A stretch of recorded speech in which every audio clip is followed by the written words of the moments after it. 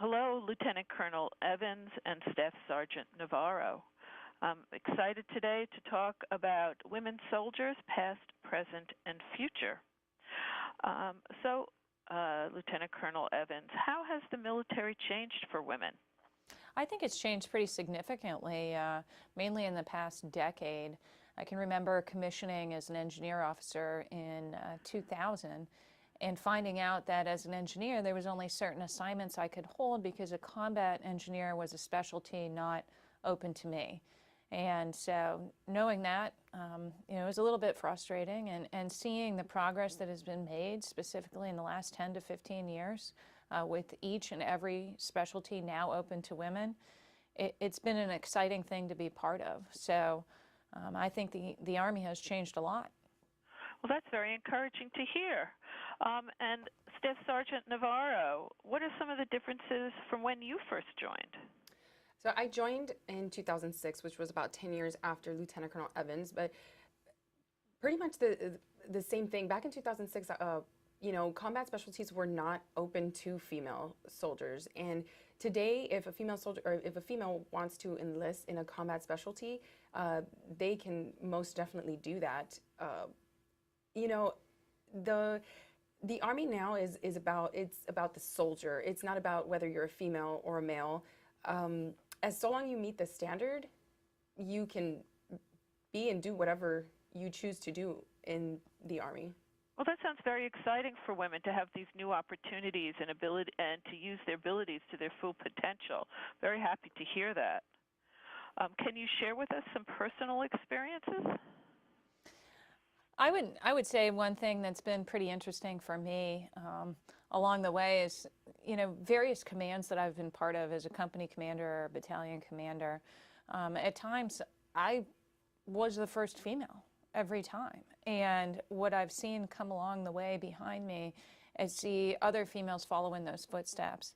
And to have other females that reach out to me and say, "Ma'am, you inspired me," or, I never thought this was possible, and then I saw you do it. That's been a pretty rewarding part of my career. I would imagine it is. It sounds very rewarding to be able to be a trailblazer and have other women look up to you and you're as an example. What about Staff Sergeant Navarro? How has that been for you? I would say, like Lieutenant Colonel Evans, I have served with women that have been very, very inspirational to me.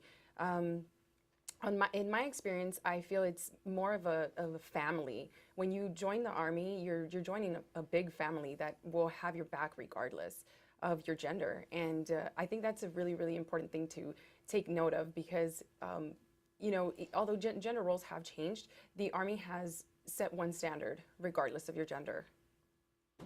Well, I guess it's wonderful that we're getting the word out for women in time for Women's History Month in March, because this might be a field or an area of opportunity that maybe some women might not be aware of. What do you think the future holds for today's women soldiers? I think it's interesting that you ask, what does the future hold for today's women soldiers? I think that the true question is, what does it hold for today's soldier and tomorrow's future soldier? Because what the Army has done is shown, the nation that the Army and the leadership of the Army are the true trailblazers. They have opened up the specialties to women that previously women could not serve in. They've created gender-neutral standards.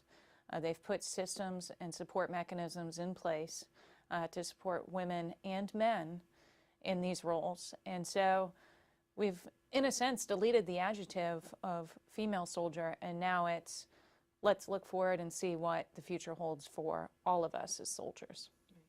Well, that's very encouraging. That sounds wonderful, actually. Finally, let me ask about how you balance your Army career, family, and your community service. I know both of you are active in the community, and I'm sure you wear many hats. So with you first, Lieutenant Colonel Evans.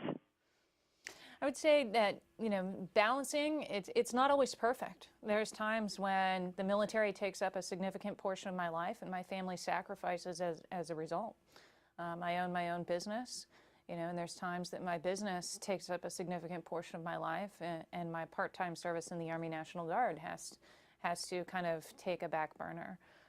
But I will say this, that without the support of family and friends, close personal friends that really are there for you to help in your time of need, and recognize that before you recognize it yourself, that's how you balance it all. And what about you, Staff Sergeant Navarro? I'm currently a geographically single mother since my husband works out of state, and so I care for my kids, 2 children, and that the Army has taught me skills that I can use to implement in being a mom. The first one being self-discipline for sure, and time management. I feel that being a mom as well has helped me in a role of being a soldier, and I mean they both go together, and yeah, I mean. Well, it's nice that the Army can recognize the needs of their individual soldiers and accommodate them. So I feel, again, seems like a very encouraging sign for the U.S. Army. Lastly, where can we go for more information and a website, please? Absolutely. You can check out goarmy.com to find out more about the opportunities that exist in today's Army. And you can also go to your local recruiter's office, even if it's not an Army recruiter, even if it's a Navy recruiter or another service, they'd be happy to tell you where the Army recruiter is located. Excellent. Well, thank you very much, and much luck to both of you in the future. Thank you.